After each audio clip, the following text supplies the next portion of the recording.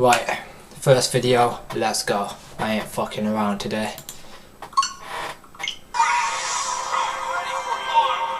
Wait.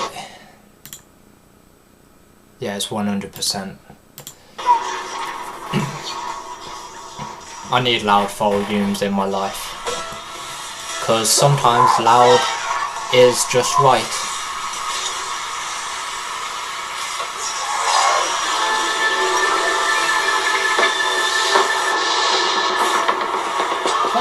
So here. Alright, right off the top, shout out to the new water bottles that are finally in the mkbhd.com store. Solid metal, double insulated, 18 ounces, and we did make a light mode and a dark mode.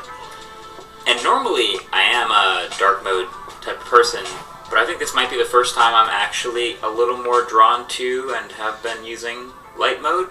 Just saying. Fuck it! You've tempted me, my boy. I'm gonna buy both. I'll leave that up to you guys to choose. I'll keep an eye on which one sells more, but choose wisely. Either way, stay hydrated. But either way, this right here is... I'm just telling him that I'm buying his product. Little does he know I didn't really buy them, but I'm pretending that he sucked me into it so he feels like he's fucking sold something when he hasn't sold shit. Ah, I got into his head. Make him feel like that he's done good on the advertisement, but and say I'm buying both and just don't really buy both. Scammers. Easy scam. The Valve Steam Deck. Teased it a little while ago. He's trying to scam me, I scam him back by telling him that I'm going to buy his product, but I'm lying. I'm too broke for those 2 bottles. This right here is the Valve Steam Deck. Teased it a little while ago.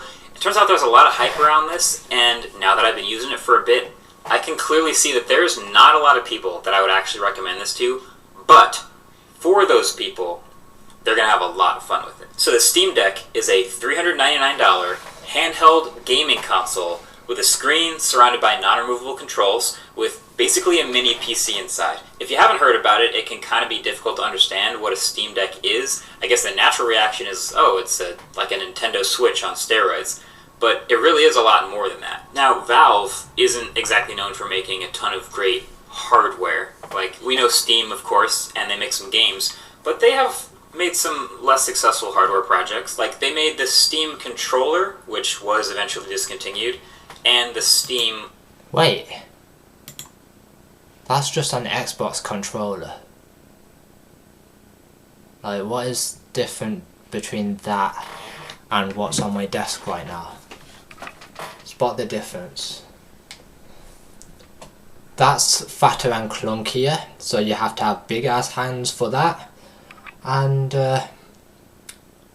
oh, it's got something up here where the buttons are lower, so it's where the second analog stick is. But other than that, it's not really much difference. It's got these 2 buttons. It's got the Steam button in the middle of, where the Xbox button would be, but a little bit lower, where in between them. I don't know why there's like these 2 things here. Mouse, you're tangling. Mouse! Damn, I just tangled my wire with my fucking controller. But other than that, the differences are these things, which I don't know if you can control games with these. I don't know if they're touchpads or what. But it looks like a cool design. But apart from I need to have fucking big ass hands, it looks cool. But it's basically an Xbox controller with maybe touchpads on it. That's probably what it is. Not gonna lie. Now, what the fuck is going on with this wire management? Like, what the fuck? Mate, where the fuck are you plugged into? Oh, you're on my PC ready to be plugged in. You're not plugged in at the moment. Okay, that's why you are so easily tangled up. Okay. So, yeah. So if I want to use my controller, I will have to remove the mouse and then pick up the controller. Cool. Right, back to the video. I'm getting sidetracked by why I've got so terrible wire management skills. Controller, which was eventually discontinued, and the Steam Link, which was also discontinued. And let's not even get started on Steam machines. And it's not even clear at this point how long the Steam Deck will last, but I'm rooting for it. So the I missed something. I missed this whole fucking video. I got sidetracked. The Steam Link, which was also discontinued. Steam Link. And let's not even get started on Steam machines. And it's not even clear. What the fuck? That's why I rewound. Rewind. I don't know. But this looks like a cool design. I would not buy one because I didn't when it came out. That's because I didn't even know this existed. But it kind of looks cool. Kind of looks like a like a television box. You know, you have like Virgin or fucking Sky or whatever, and then you watch TV with it. It looks like one of them. Apart from you can put controllers into it, so maybe it looks like a maybe it's designed to be like a normal console. I don't actually know what the fuck this thing is. That's probably why it flopped. I'm it's not gonna even keep clear it at this above point 50. how long the Steam Deck will last, but I'm rooting for it. So the challenge for the Steam Deck is this is meant to be able to play any of the games in your Steam library wherever you want, which is an amazing goal. I guess it's probably a the console. problem is a lot of these games all are designed living in with the past, I need to listen. controller mechanics in mind. Some of them are for mouse and keyboard. Some of them are for a controller. Some of them are just a keyboard. Some of them are hybrids, whatever you want. Okay. And so the Steam Deck is trying to let you play as many of those games as possible by adapting to them. Now, I don't know what kind of gamer you are, but for me, personally, I get like really heavy into one, maybe two games at a time, and then I play them a ton. What kind of gamer I am? I'm gonna answer his question. I'm someone that enjoys, I'm kind of like a casual gamer. I just enjoy games not because I'm good at them, but to have fun and to pass the time. I don't really care if I am a pro gamer. I'm obviously not by the name of my Twitch channel. Yeah, that's the word, mouth. Keep up. And I'm more on the casual side. I play Crossfire, a 2007 game, which is shit on graphics, but I have fun with it. So people might come into my stream sometimes and think, why are you playing this old ass looking ass game? And if you've never played Crossfire, it's quite fun. It's more on the fun side rather than graphically graphically pleasing to the eye, I guess. I thought that was a different fucking word for it. I went around in fucking circles in my head. I jerked myself off, whatever. Yeah, Crossfire, if you look at that game, I just play it for fun. If you haven't noticed, I normally go to mutant mode on Crossfire, and that is because that's one of the most fun modes. That's the fun side of Crossfire, as well as ghost mode, knife mode, and anything that isn't SND or team deathmatch, you'll have a blast on it. Team deathmatch can be good, but I find it better getting on Team Deathmatch on Crossfire X rather than Crossfire, and that is because on Crossfire X, not a lot of people play it, so I don't really have to care about pissing too many people off by my shit fucking playage. But on Crossfire, it's more popular than Crossfire X, so I have to kind of be like, I can't be on this team because I'm doing so bad. That's most games that I turn around and say I can't be on teams because I'm so bad at them. That's why I mostly play free for all. And I would love if they added free for all for Crossfire X. They haven't yet, but they will do in the future because they've already added knife mode TDM, which is a really good mode for Crossfire X. Possible by adapting to them. Now, and talking about me being a casual gamer, I love deathmatch and I don't really care for spike rush. I like to go without a team, just having fun and doing my own thing, just like on Fortnite and just like on PUBG and just like on old school RuneScape. I just love doing my own thing. I don't really like being on teams. The more you know. Now, I don't know what kind of gamer you are, but for me, personally, I am obviously not a pro gamer. be heavy into 1, maybe 2 games at a time, and then I play them a ton until I'm sick of them, and then I move on. You know, some other people have a bunch of games in rotation. For either person, though, I normally can play games for up to quite a few hours, but some games, when I start stopping having fun on them, then it turns into 2 hours every day that I start playing that specific game. It depends on how much fun I'm having on them.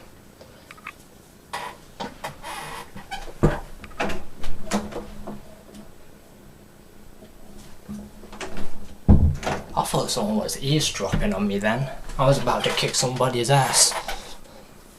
Okay. But yeah, I'm very much like this guy. It depends on how much fun I'm having. When I used to play Fortnite Season 3, I used to have a blast on it, going on duos, going on solos, and that's because it was with real life people, and I knew if I got a kill in Fortnite, in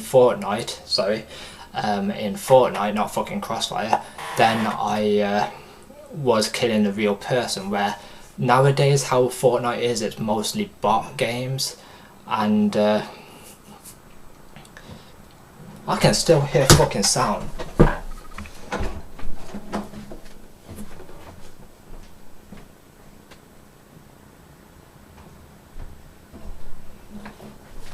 Someone's grabbing a snack.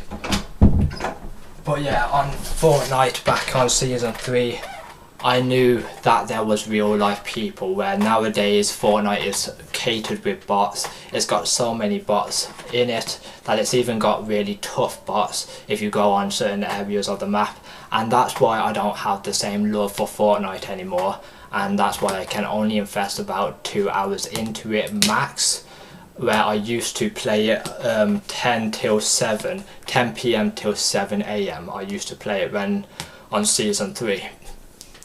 And I didn't always love playing 10 till 7, but because I would play duos as well as solo, there would be people across the whole universe, across this world, that would keep me on the game, because they would be constantly saying, oh, can we have another game? You want another game? And I was too nice to say, no motherfucker, I have to go to bed, and I have to sleep. But no, regardless of how much fun I was having, I just stayed onto the game. Am I just shouting? There I am. And yeah, so in Fortnite before, on Season 3, I would invest about 8 hours tops. On this current season right here would be 2 hours max, and Crossfire I can invest so many hours into it, like 8 hours maximum and about 2 hours minimum. I'm more of a 2 hour kind of guy. I tend to only play games for 2 hours, but when I'm not streaming, I can invest a lot more hours into games than when I am streaming, and that's because all eyes are on you. You feel like all eyes are on you and everyone's watching you play that specific game, and that's why it's easier to get to play games off camera than it is on camera. So I do get why some of my favourite streamers like to ditch sometimes to go and play games off camera, but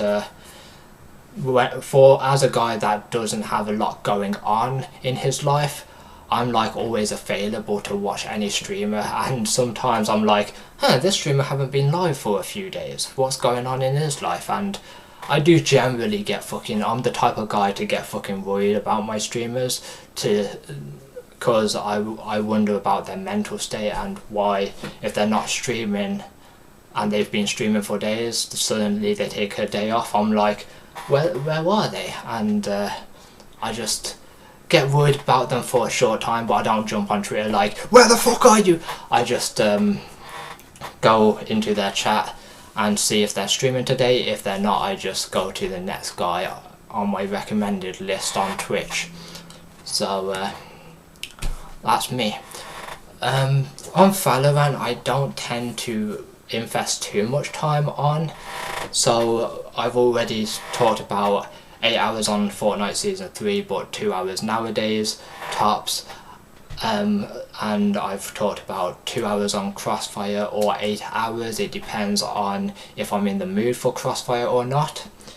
And I'm the type of guy that can play Valorant for only 1 hour, 2 hour. I'm not really that big on Valorant or CSGO type games. I don't really care for them, but Crossfire is one that's like CSGO, but I don't go on the CSGO type modes.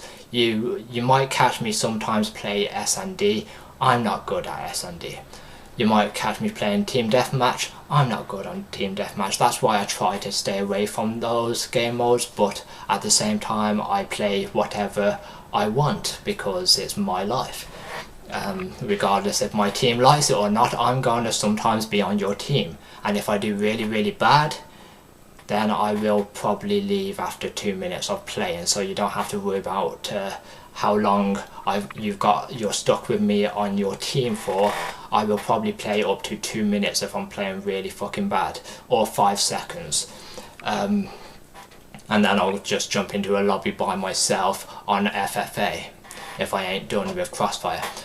And old school RuneScape, I can invest a few hours on it, but I don't play it that much. I've played it for about 30 minutes today, and I play it other days about 30 minutes. I don't really have the same love for RuneScape like I did when I jumped back into it and I was grinding every single day. Ever since someone gave me a handout full of loads of stuff, I haven't really played old school RuneScape. I was hella grateful on the day, don't get me wrong, I am hella grateful for that person, but it's like it took the grinding out of the way, and it's like, what's next to grind? And today I've been grinding range because I brought some trousers on the game, brought them for about 1,000, and I have to get like level 20 on range, I think. So yeah, that was a dumb investment. Now I have to try and level up on range, and it's taking me forever. Range is the most pain in the arse fucking thing that you can grind on fucking old school RuneScape. Like, Jesus Christ, it takes forever, because most of the time when you're using the crossbow, which I was earlier today, and working on my range, most of the time it would stay on 0 and it wouldn't hit my enemy. And then occasionally it would hit my enemy, but they were long ass fights.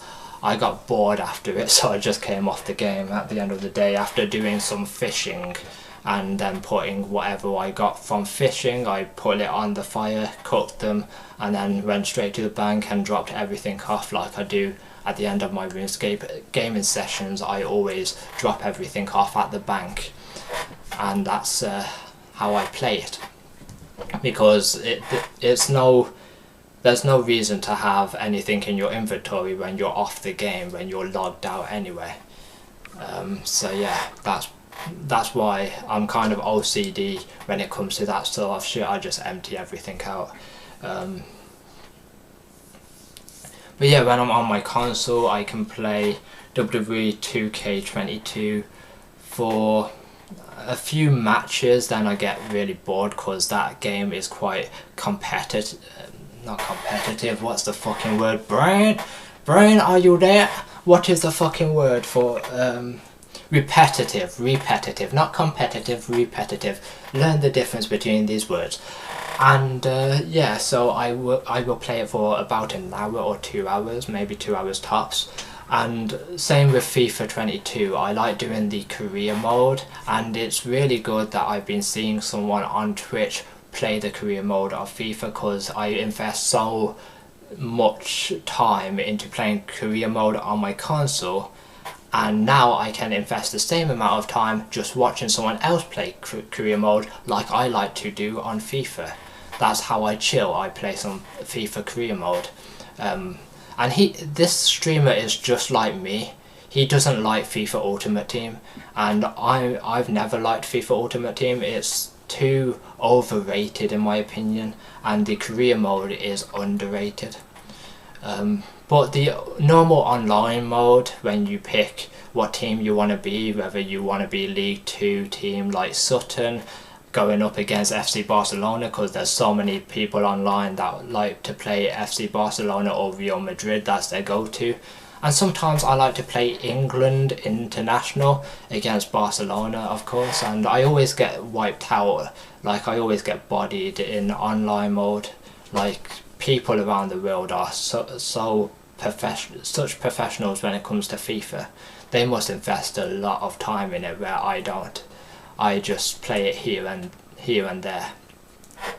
And Crossfire X, I can, because the game is quite broken still, 30 minutes, an hour or 2 hours, so it really varies on how broken the game is the day that I decide to play it. So that was the fucking talk show of me getting sidetracked and me just talking about my gaming style, because he asked. Who asked? This man on your screen right now. Well, he's not on the screen, just his hands, but the guy with the nice ass looking ass skin. I just made him sound like a Fortnite character. Like, let's move on.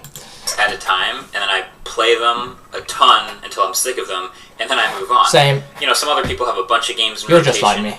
For either person, though, basically, I don't think you're going to be able to be quite as good at the game as you were on PC, but that's often outweighed by how fun it... I'm not that good at playing games on PC anyway, so I think I would survive if I got this shit. So yeah.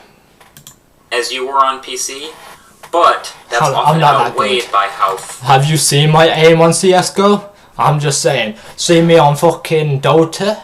I'm shit at League of Legends, so I've got no chance at becoming pro on fucking Dota. You serious? Like, sheesh. Man, have you seen how bad I am at Rocket League? You don't even want to know. Like, I get toxic. I get fucking toxic.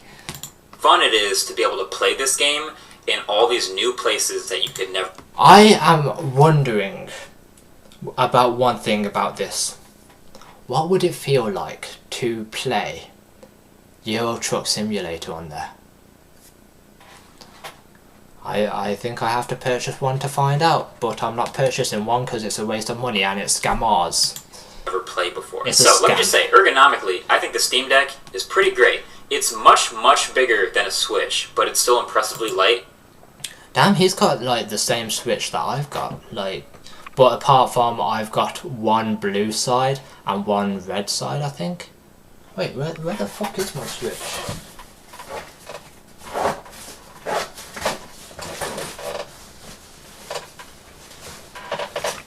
See, I didn't need his fucking water bottle, I've got my own. Ah, it's in here. I thought it was. Let's confirm if I've got a blue side. Or if they're both red sides. It's either I've got the same thing as him or I've got it completely different. Let me just confirm it. Do a side by side.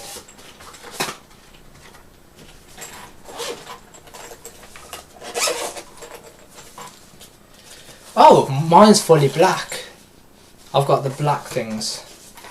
Do you see it? Do you see it? Yeah, you saw it. That's... Yeah, so mine's fully black. I've got a black Switch. Mate, I didn't even know... Am I colourblind? I didn't even know what colour my own Switch was. And I've had it for longer than I've had my PC. I bought this out of my first paycheck. I got £300 in the first go, so... And then I got 1,000, so I bought myself a PC, and now I'm broke. True story. Now I've got no money. Smart investments. That's why I can't buy his fucking water bottle. I spent everything that I have on a webcam and my PC and a fucking Nintendo Switch. But I'm pretty sure that's all that I need in life. That's why I couldn't get Elden Ring, because I'm broke as fuck. It's 688 grams. Basically, it's like 1.5 times the Switch. It's made of all plastic. I can't wait for Gundam evolution to come out. It's just like Overwatch, literally just like Overwatch. It is the new Overwatch. Everyone was calling it Overwatch 2 when I was watching a streamer play it, but it looks really good. It looks like just like Overwatch. I've got Overwatch. I do own Overwatch, but I haven't played it in ages because my battle.net is broken. It keeps telling me to uninstall it and reinstall it, and I'm too lazy. I'm a gamer. I get too lazy when it comes to that sort of shit. I just want an easy life. Easy life, happy me. But I it's almost so bit my finger off It's then. 688 grams. Basically, it's like 1.5 times the Switch. It's made of all plastic here, but there is not much flexion at all. No creaking. The thing feels very well built. And then there's...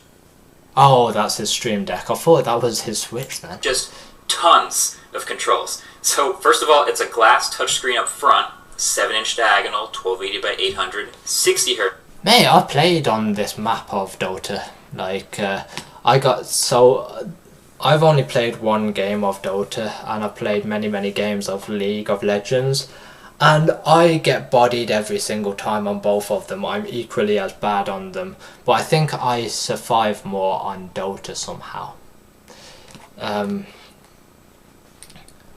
But yeah, I'm very bad when it comes to League of Legends type games, unless it's Smite. Smite is something that I can fuck with. Anything else like this, I can't. I just can't play them. I get bodied too much. There's only 2 of these type games that I can play, and that is Smite and Arena of Valor, which no one is playing, so that's why I'm good at it, because no one's playing it.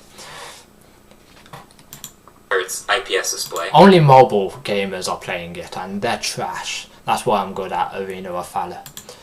Then there's ABXY buttons. There's a D-pad. I played Arena of Valor on my Nintendo Switch, and that's when I learned that how good I was on it. I didn't play on my mobile, I only played it on Switch. And to be honest, I think they need to bring it to PC and console and see how good I really am. Not very. Just wait until it comes to fucking PC and all the pro gamers come off of League just to try it out, and they're pro in one day. Like me, I became pro in one day, and then I go on it and then I get bodied, just like in all of those type of games. There's 2 thumbsticks with this nice texture. There's also 2 touchpads with haptic feedback. There's a menu button top right and a view button top left, the Steam button that brings up the Steam menu on the bottom left, and the quick settings button on the bottom right that gives you things like battery life and frame rate limits and brightness, etc. Then there's 4 shoulder buttons on the top, R1, R2, and L1, L2, and there's 4 more assignable grip buttons around the back, so R4, R5, and L4, L5. And they're all pretty well laid out. I mean, those back buttons sit comfortably where your fingers usually sit. The grip is nicely curved. It feels natural to hold. The speakers, of course, are up front facing you. And then up top is the volume buttons, a headphone jack for some headphones, and a USB-C port for charging. But then at the bottom is a micro SD card slot, which is surprisingly important. See, the $399 is the baseline version, and that will get you 64 gigs, the lowest amount of storage, and that also is the slowest storage.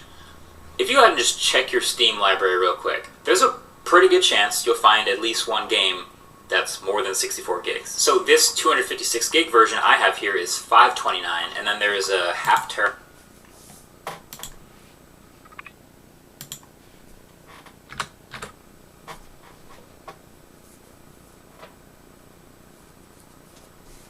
Let me just have a look.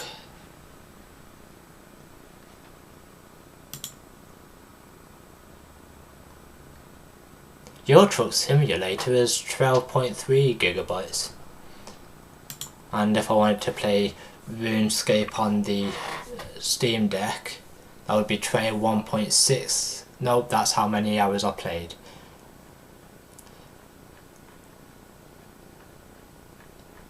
Where is it? Where is it? Trying to scroll down, but it's all newsletters.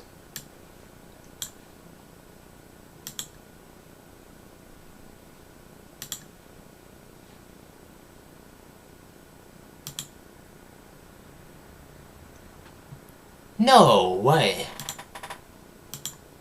It's only 10.61 megabytes.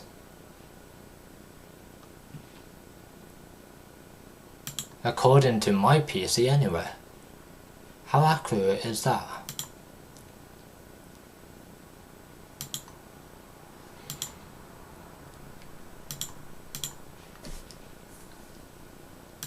And now I go back to the YouTube video. So 399 is 64 gigabytes. So that is the cheap version of it.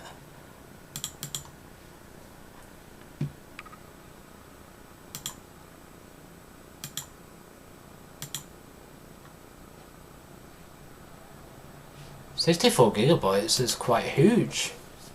For someone that doesn't play a lot of Steam games. I don't think I do anyway.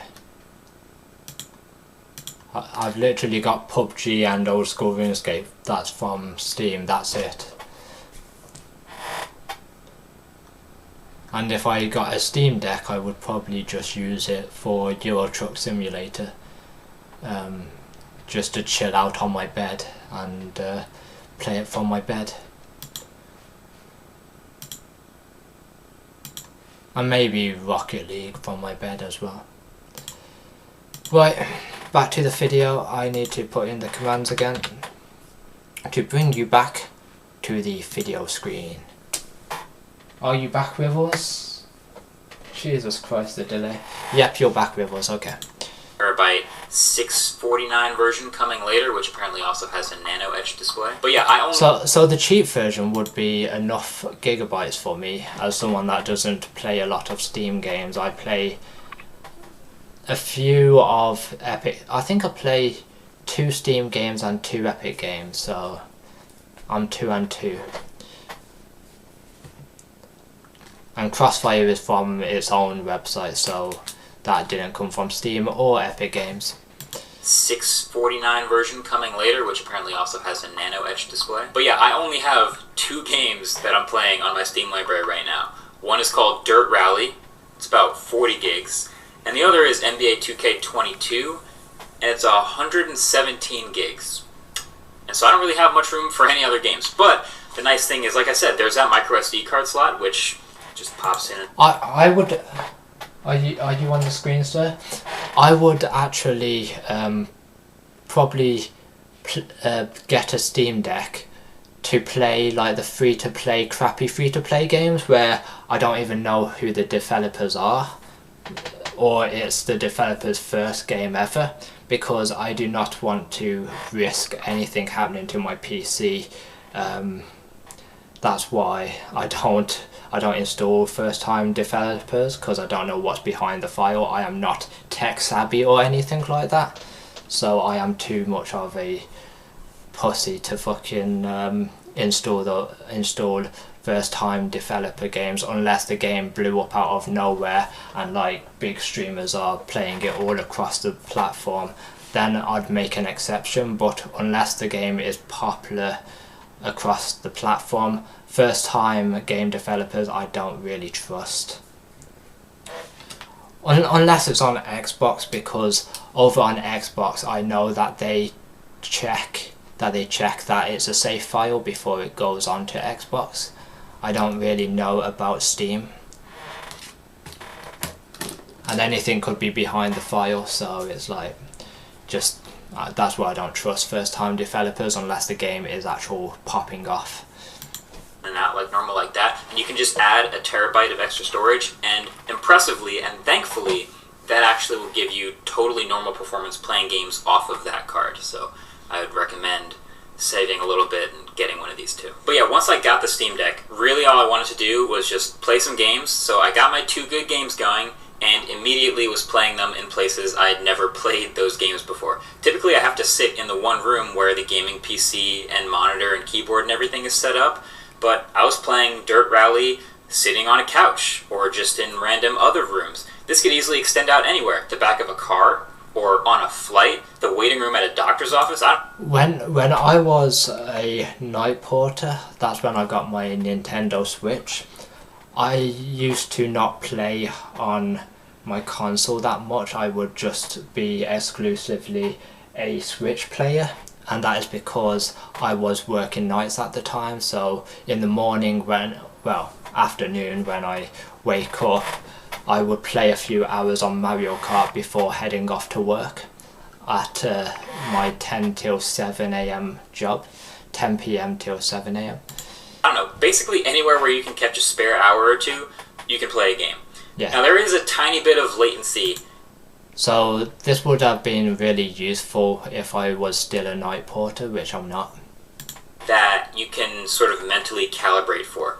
Again, this goes back to me saying you're not going to be as good in the game as you would be on a PC. But I was able to get used to it enough to make it enjoyable, and I think that's where folks... I think with games like this, NBA 2K22, they're already on Steam, I'm pretty sure. Not Steam, on Nintendo, I'm pretty sure. So playing it wouldn't be much difference on a Steam Deck than it is on the Nintendo Switch, in my opinion. And these sort of games, like I know FIFA did, used to come out on the PlayStation Portable all the time. So I'm quite used to playing like a basketball game, a hockey game, or a football game on something like this. So I probably would get back into the swing of playing it on something like this, because PlayStation Portable, that was a thing, and there were sports games that would come out on a PlayStation Portable. So yeah, so it wouldn't be that much different than playing on the PlayStation Portable or on your Nintendo Switch. On the numbers on paper will get you kind of lost. You know, it runs a custom AMD APU. It has 16 gigs of RAM. You might be tempted as a gamer to say, oh well, what if it had 90 hertz or 120 hertz display? Or focusing on faster storage to reduce the latency a little would have been nice. But the battery life, the battery life, it's rated for 2 to 8 hours. And I'll just say you'll definitely get closer to 2 a lot more often than you'll get close to 8. So 60 hertz is fine. 1280 by 800 on a 7-inch display is fine. And the controllers and ergonomics are really good. They're comfy. The other game... With battery life, I normally plug it in when it's like got a red symbol over the battery or it's flashing. But with my Nintendo Switch, if it got really low and it wouldn't flash and it wouldn't tell me it needs charging, I would just charge it anyway if it's like on 5%, 10%, or sometimes even on 20%, just so I don't forget. I would always just be like, okay, we're on 20%, do I want to push it a bit more? And a lot of the time I wouldn't want to push it, so a lot of the time it wouldn't tell me, or I probably don't have the setting for it to tell me. So when it got to a certain percentage, I would normally just charge it up. Same with my phone. If this gets to 20%, it will tell me it needs charging, and then I'll charge it on 20%. And that's probably why I charge most of my things on 20%, is because a phone always tells you that it needs charging on 20%. So with my Nintendo Switch, it needs charging on 20%, with my laptop needs charging on 20%. But a lot of the time with my laptop, I get watching way too much shit over the internet, where I don't take no notice in it until it pops up and says 15 minutes left, and I'm like, what the fuck? You're giving me 15 minutes to fucking find my charger and plug it in? Like, give me an hour, man. Give me another hour, goddammit. So yeah, so when it comes to battery life, I'm quite paranoid. I'm always watching it at the side, but sometimes I get too sucked into a video or sucked into a live stream that I don't take any notice to the battery power, and then out of the blue it just pops up and I'm like, how are you already fucking dying? And then the fucking laptop talks back to me and says, you haven't charged me all day, motherfucker. You think you have, but you haven't. You've neglected me all day. So yeah. So 20% is normally my go-to for charging things up. mentioned I play a lot, NBA 2K, works great. Again, you got to take a few games to... A lot of the time when I'm watching something on Twitch though, I will fall asleep in my bed with my laptop, and it would be dead when I open my eyes next, and I'm like, I only rested my eyes for 2 minutes, and in reality it was like 2 hours. And I'd sometimes open my eyes and be like, it's already 6 AM? Fucking hell, how long was I asleep? And little do I know that I probably fell asleep around 3 AM, had 3 hours of sleep, and then I woke myself up and then my laptop's just dead, or it's on the brink of dying, and I look and it's like, oh, my laptop's dying, it's got 1 second left in it, or 1 minute left in it.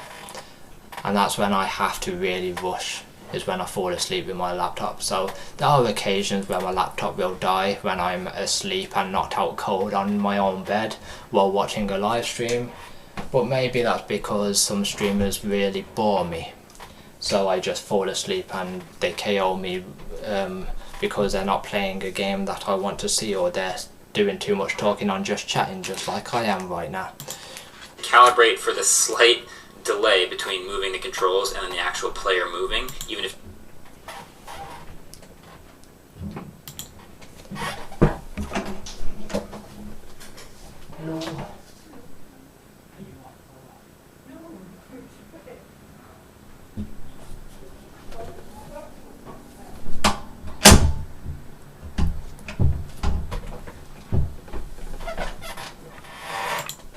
Again, you got to take a few games to calibrate for the slight delay between moving the controls and then the actual player moving, even if you're not playing online. Like, it's most noticeable when shooting free throws, or really any type of shooting where that's timing related.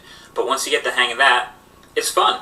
I mean, I've literally never played NBA 2K anywhere other than on my couch with the PlayStation in front of me, or on a gaming computer in the studio. So I'm out here sitting on a random couch with no TV in the room, playing 2K on a flight. Playing 2K anywhere away from the normal setup is so new. It just felt like unlocking a level of fun that I couldn't access before. But he said playing 2K on a flight, like, I wouldn't take that on a flight because of the airport issues. You have to go through a metal detector, and I don't think anyone would know what this is because it's a new product and it's the first Steam Deck. So maybe they would get a bit suspicious. I'm very paranoid when it comes to airport security. I can just about take my phone and that's it. I don't really take my laptop abroad because I get too paranoid that they're about to pull me in a room and say, what the fuck do you have in this bag, motherfucker? And then I'm afraid to get sent home as well, on top of that. Level of fun that I couldn't access before. But here's the... But it's nice to know that some people can, without being scared, take something on a flight. I can't. I have to just take my mobile with me to everywhere I go. I don't, because all you do with your mobile is chuck it on the tray, you go through the metal detector, and that's it. Where a device like this, it would probably have to go in your bag, and if it comes across as suspicious, like the airport security is like, what the fuck did I just see on my screen? And then they just pull you in a room, and before you know it, you're getting arrested and wheeled off back to your own country.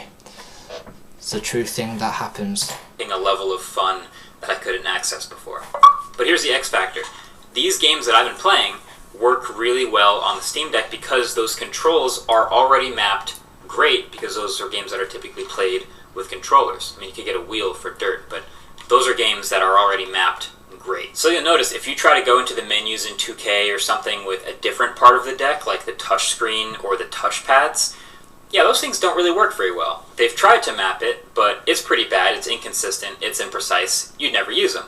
But at least the controls that are supposed to work do. That's why it's in the Great on Deck section in the Steam store. They had to make a specific section for games whose controls map over perfectly.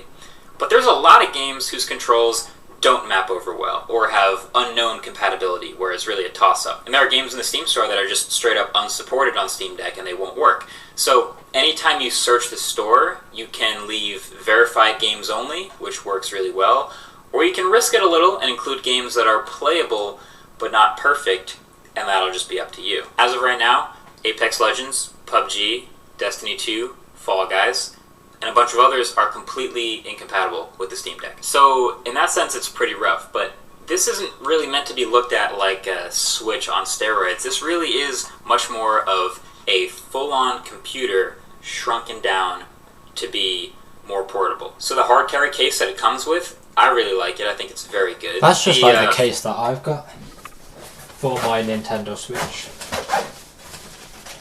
This one, like, that one looks more rough, like there's like little things that make a scratching noise if you rub your nails on it. This one doesn't, it's just like a normal case.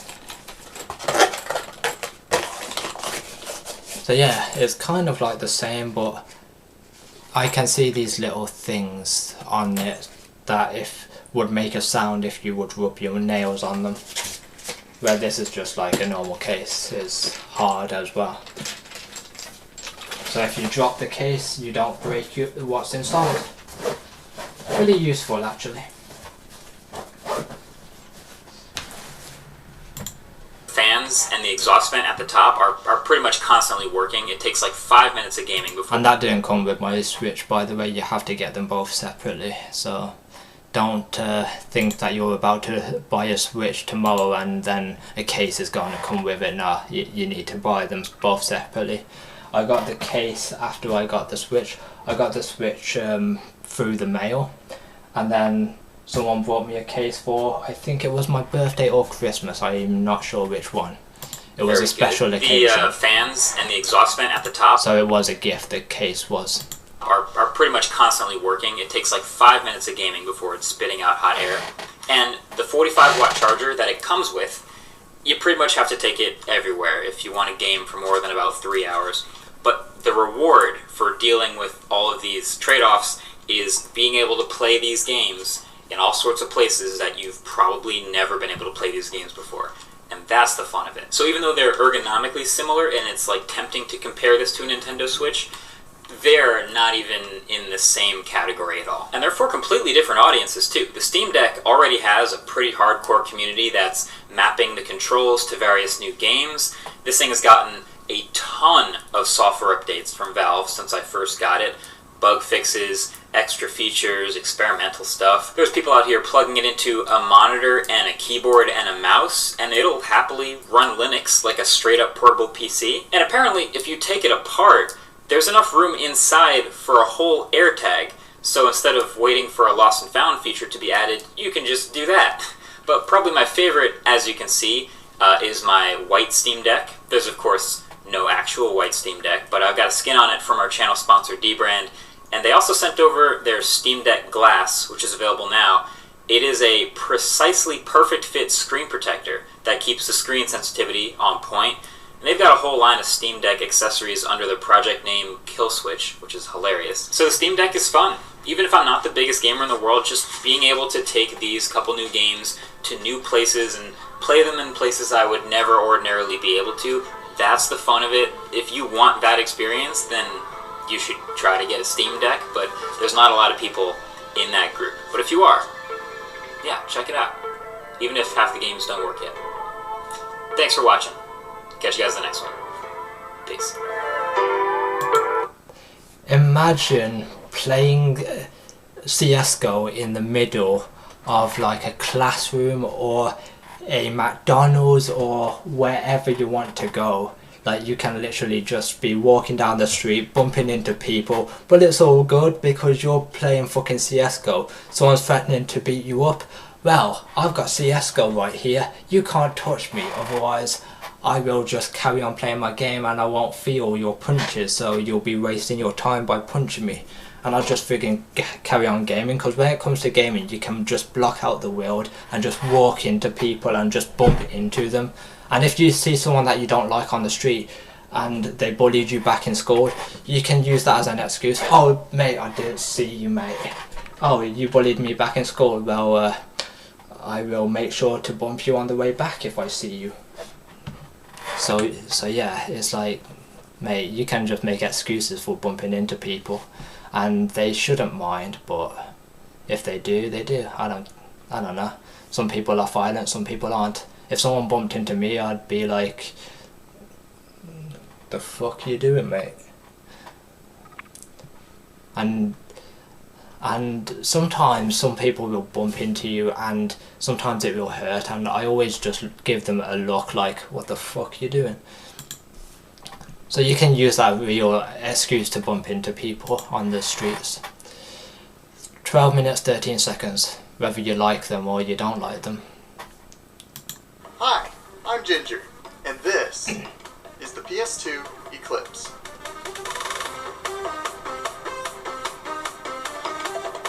I've got a question about this thing that he made. Why is he playing Kingdom Hearts? Like, who the fuck plays Kingdom Hearts? Out of any game you could play on this thing, Kingdom Hearts. Really?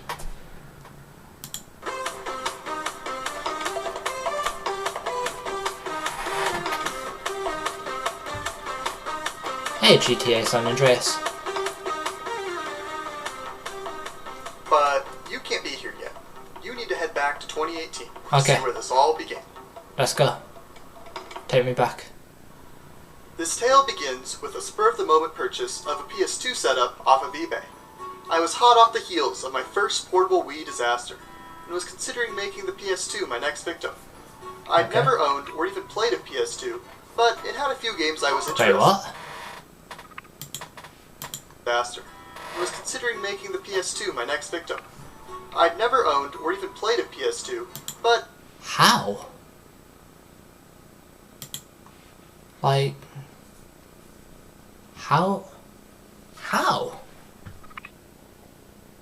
That's just my question. How have you never played? Okay, so consoles I've not owned and consoles I've owned. So he's owned a Nintendo DS, I think that is called. He's owned a GameCube, he's owned a Nintendo 3DS, he's owned a Wii U, he's owned a Game Boy Advance, he's owned a Nintendo Switch, a Wii, and a Game Boy?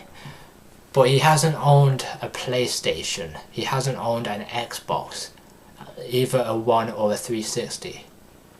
What the fuck was he doing with his life? He hasn't owned a PSP, which I have.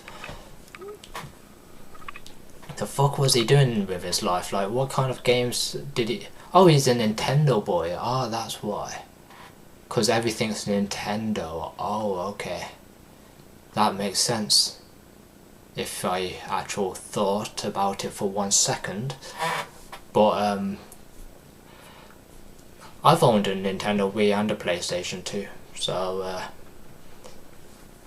yeah, I was pretty cool. And I owned a Sega Mega Drive. never owned or even played a PS2, but it had a few games I was interested in. I even had one of them, PlayStation 1.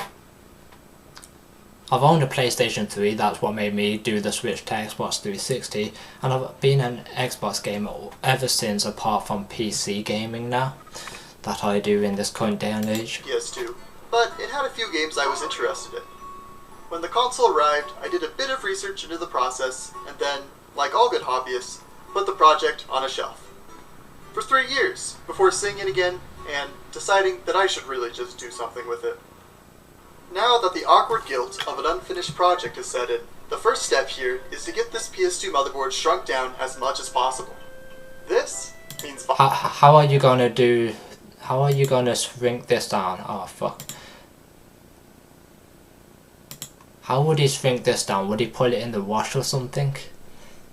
I'm so sad about that joke. It was cringe. Never mind. This means violence. Good one. As this board isn't going to get any smaller without cutting parts of it off. I would still like to keep this board alive though. So I need to figure out what's actually safe to cut.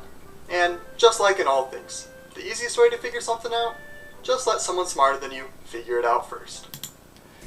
Can this guy make me a console that would actually play something that a PC does everything that a PC does, like plays the exact same games, but you can play it with a controller instead of a mouse and keyboard? That's a challenge for him. In this instance, that person is G-Man, a longtime portabilizer who back in 2017... So basically it would be a console that's also a PC. ...a ruthless war against the secrets of the PS2, and came out of that conflict as the clear victor. From his efforts came the definitive PS2 trimming guide, a document which covers trim lines and wiring points on certain PS2 Slim models. So now that I'm armed with this knowledge, a PS2 motherboard, a Dremel, and the necessary safety equipment, it's time to actually cut this big guy. Wait, isn't that a virtual reality octopus thing?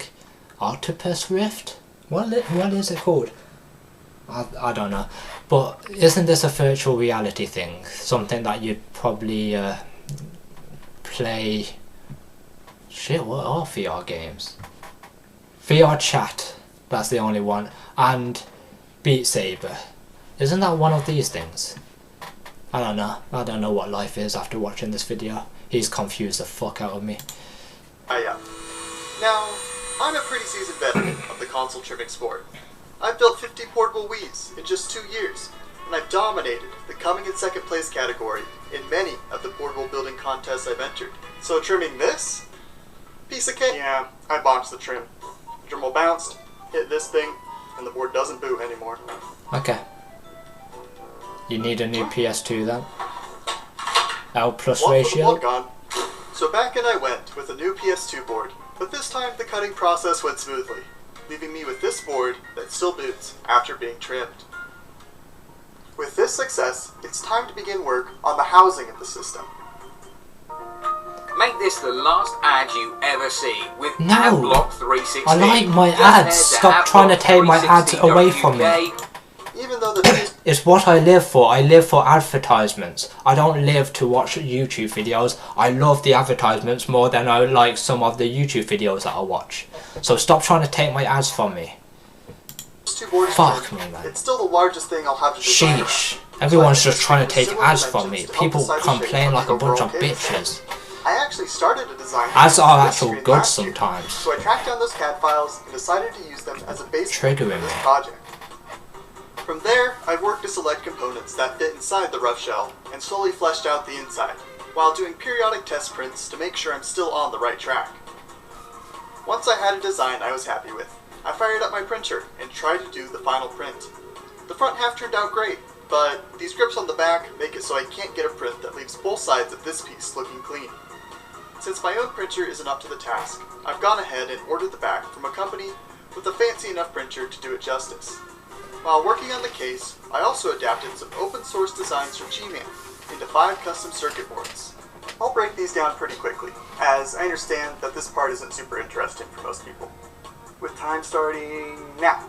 This board houses the PS2 controller emulator. This board has some controller buttons and all the necessary circuitry to handle converting the raw sound signals from the PS2 into audible sound through speakers or a headphone jack. These boards have a few more peripherals for the PS2 controller, a headphone jack, and extra buttons for controlling other assemblies in the portable, and this final board handles the storage for PS2 games as well as USB-C fast charging. And all of these boards are manufactured by PCBWay, who's been generous enough to be the sponsor of today's video. PCBWay is a great circuit. That is one advertisement that I am happily going to skip, mate. See, I like some advertisements, I don't like any other advertisements. I like the ones that are appealing to me. The ones that tell me to get a drink. Like a drinking advertisement. They appeal to me because that reminds me to go and grab a drink, and that's why I don't have an ad blocker. True story. Now back to you, Mr. Beautiful Gingerhead. Mate, you look just like me without glasses. I can see myself in... No, I'm not going to say Be a that. bit outside your interest range. But how would you feel about getting something 3D printed? Never mind. Maybe even in all clear? I've been trying to find a place that could do good, transparent prints at a reasonable price for years, and PCBWay has finally delivered. If you've got a project that you'd love to have in clear, or even just something dumb like Is a this pop still quiz an game, advertisement? then plug Mate, your S- you fooled me. I thought it was back to the video. PCBWay for sponsoring this video and manufacturing all of these great boards for me. Okay, now back to the not video. This, though. this is just the board from a PS2 memory card. But it's an important memory card, as this is what allows the system to run games without the disk drive. On this memory card is a program called FreeMCBoot, which allows homebrew programs to be run on a PS2, including ones that let you run games off of the USB drive rather than the disk drive. I've gotten a lot of what I'll call constructive feedback on my portables that run games from USB rather than the disk drive, so I'll quickly explain why I have to do this. The first reason is because this entire portable is smaller than a disk, let alone a disk drive, and I think I prefer to supersize my fast food orders rather than my portables. The second reason is that a disk drive... This dude lives near a McDonald's. He can have McDonald's pretty much whenever he fucking wants. Damn dude, what a lucky ass motherfucker. All he'd have to do is hop his own fence, go and grab his McDonald's and hop back over and go and enjoy his McDonald's. Pretty good. Pretty smart. Well, he's obviously smart if he's breaking down his fucking PlayStation 2 to make it into a portable device. prefer to supersize my fast. Even though Sony did that themselves by the PlayStation Portable, he's like, no, we're not going to pay attention that there's already a PlayStation Portable. I want to make myself the PlayStation 2 Eclipse. Orders rather than my portables. The second reason is that... So he's basically wasting his time by this, because at the time of him making this video, there was already a PlayStation Portable that he could have just bought. But then again, this video wouldn't have been made because the whole purpose of this video is him making a PlayStation Portable. So yeah. This drive uses up a lot of power. Like, as much power as a PS2 motherboard does on its own. The goal here is to make a system that's as small and efficient as possible, and a disk drive will do nothing but hold you up in those regards, which is why you won't find any modern portables that accommodate them. The last ingredient to this PS2 soup is the PS2 PMS, a G-Man board I bought, which handles all the voltage regulation and charging stuff needed for the system to run. I've got to let my soup simmer for a while, so I'll take... Wait, did you just nick my chef's hat from fucking old school RuneScape? Give it back, I need that. This time while I wait to do a paint job. I've decided to paint it completely black, because I don't own any black portables, and I can only get these PS Vita buttons in black. In order to prep the case for painting, I'll first wet sand the outside of the shell with rough sandpaper, and then move to smoother and smoother grits to make the finish as clean as possible. Once it's completely even, I'll hit it with a coat of primer, followed by a couple coats of metallic black paint, and finally, a smearing of clear coat to help keep the paint from fading away. That is smart, painting it black, because it's called the PlayStation 2 Eclipse. And what our eclipse is?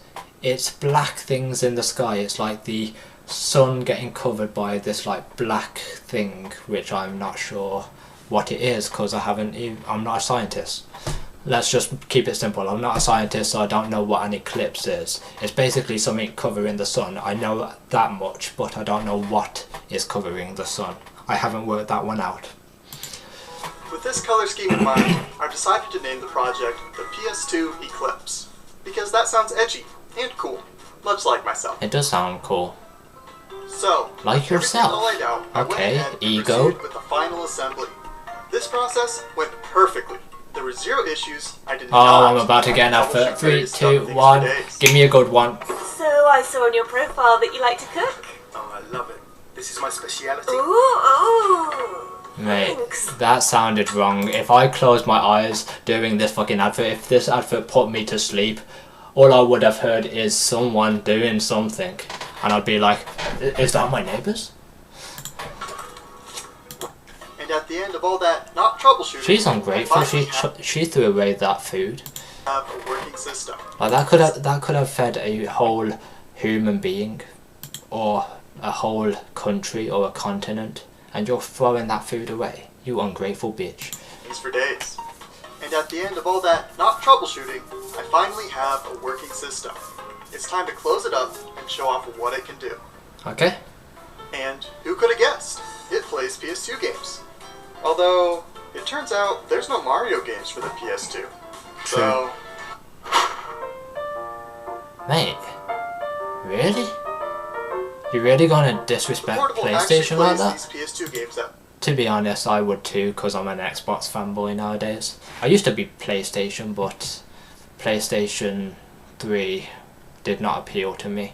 It just, from the menu screen, it looked really bad. It just looked like they took the menu screen out of the PlayStation Portable and put it in a PlayStation 3. And it's like, bruh, it worked for the PlayStation Portable, but it did not work for the PlayStation 3. That's what made me do the switch and to Xbox. But that's not only. The other reason why I switched to Xbox is because the storage on the PlayStation 3 was hella bad.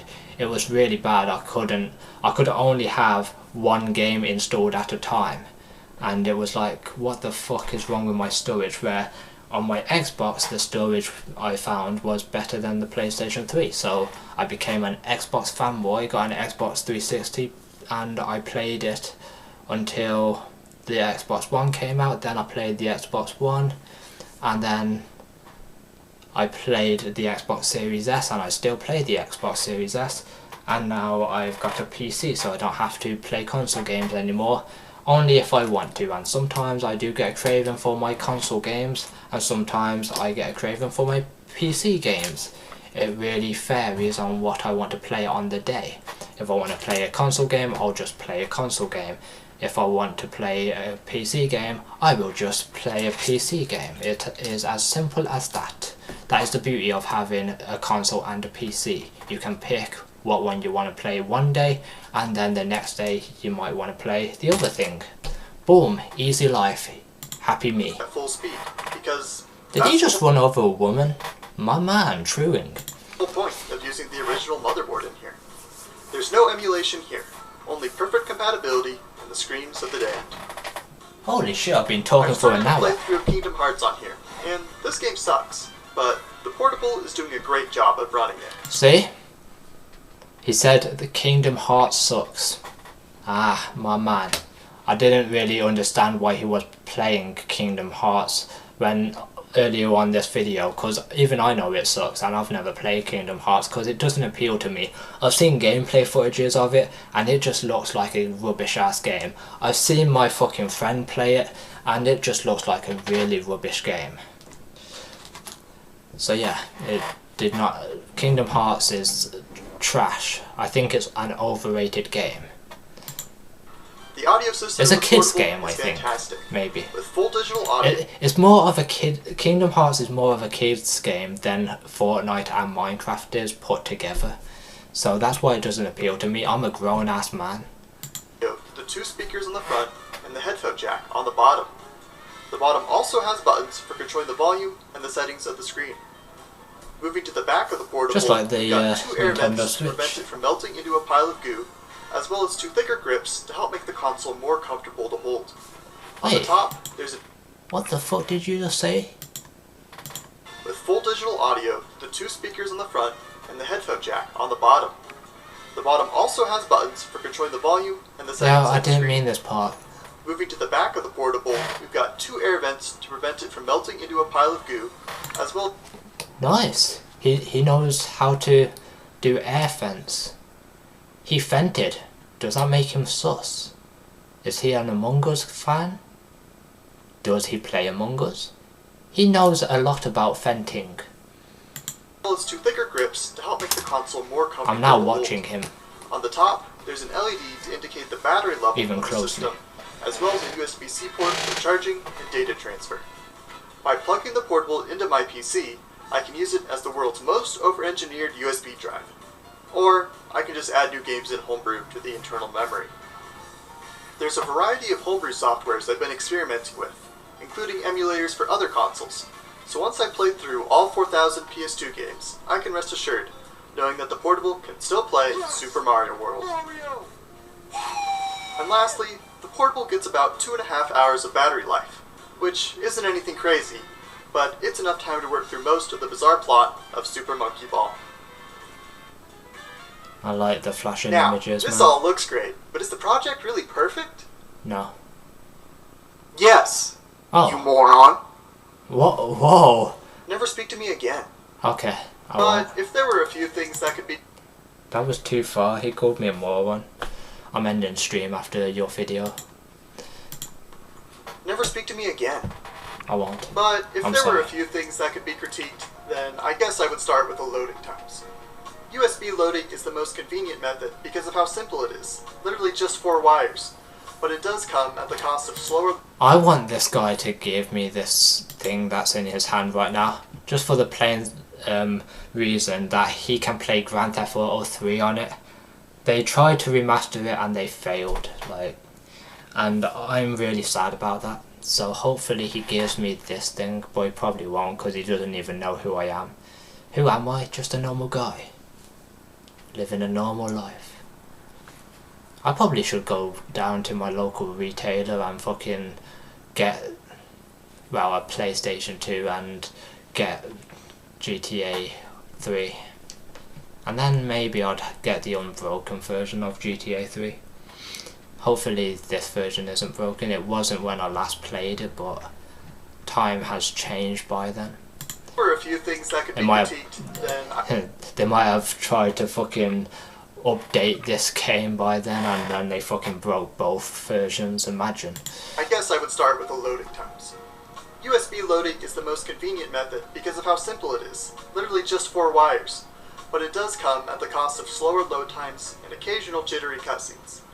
This is just because the PS2 uses USB 1.1, which is a USB protocol that's older than I am. Okay. I'm not bothered too much, as I've never experienced the normal load times on most of these games, and I'm the kind of guy to skip any cutscene I can, but the slowdowns can be particularly brutal on some titles. An issue that's bugged me quite a bit more is the fact that the controller doesn't get recognized on quite a few games. It's not a permanent issue, as I'm sure someone will eventually take the time to figure out why this happens and release a fix for the code. For now though, if there are any of your favorite PS2 games that you haven't seen featured yet, it's probably because trying to play it resulted in a screen that looks like this. And one minor thing I'll address: the Switch joysticks, as they are notorious for drifting. I'm well aware of the issues that these sticks have, but I honestly have yet to wear out the sticks on any of my portables. And even if it happened, I'd much rather open it up. You know what I always played on PlayStation? This is my livelihood on the PlayStation era of things. I used to play GTA 3, GTA San Andreas, Bully. I used to play FIFA 07. I've also played FIFA 13, that was the last FIFA that was on the PlayStation 2. I've also played the old Call of Duty games. I think it was Call of Duty 3 that I owned on PlayStation 2. And I used to play... I used to have quite a lot of games that I would play. But I've forgotten about a lot of them. SmackDown vs Raw. SmackDown Here Comes the Pain.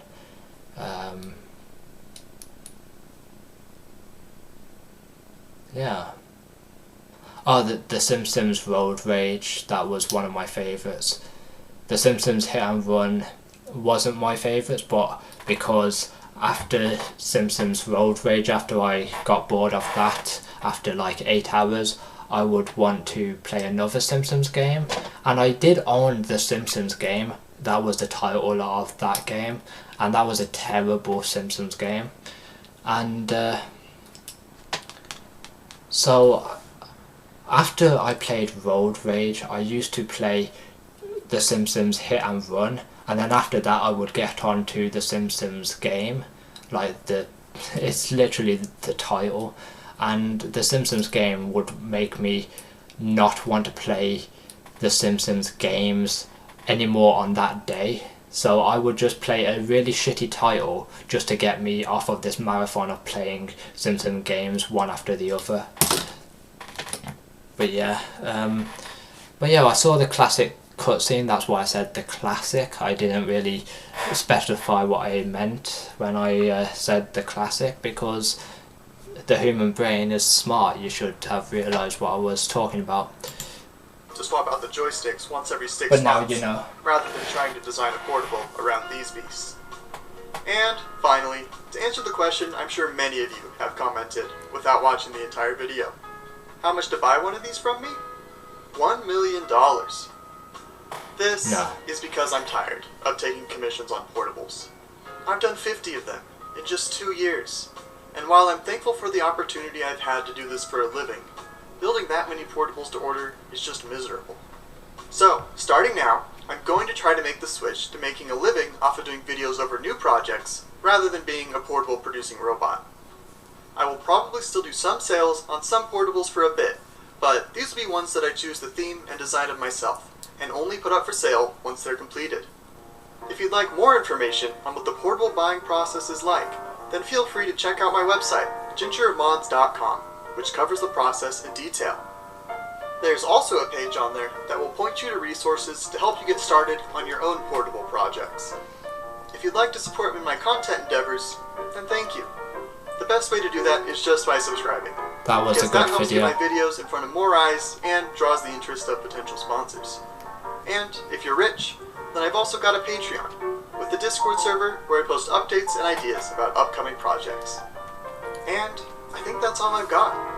My next project is going to center around the GameCube. I've got a few ideas. It should be really cool once it's finished. Okay. Thanks for watching. I'll see you again soon. Okay.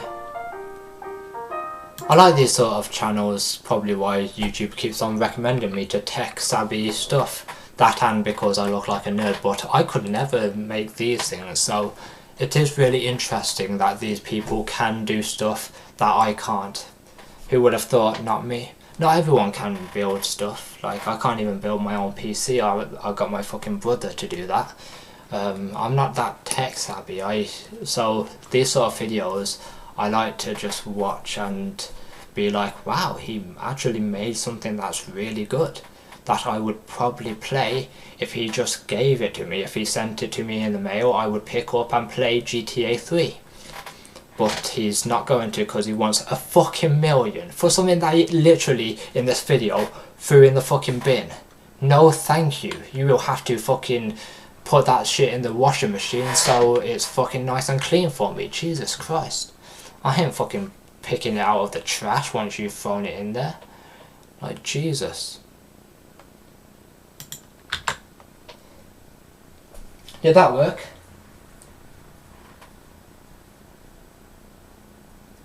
Mate, I pressed the wrong one. My bad. I was trying to click 2 buttons at the same time, and I literally clicked the wrong 2 buttons. I clicked the one that that allows me to show my screen, and little did I know it was a different command for when I'm full screen. Obviously, otherwise the commands would communicate with each other and it wouldn't know which screen I'd want to go onto, and it would just start flashing at you and give you quite the good light show. Live show? Light show? I don't know. But those were some good ass videos at the end of the day. I really enjoyed them, and an hour's gone, man. An hour has gone.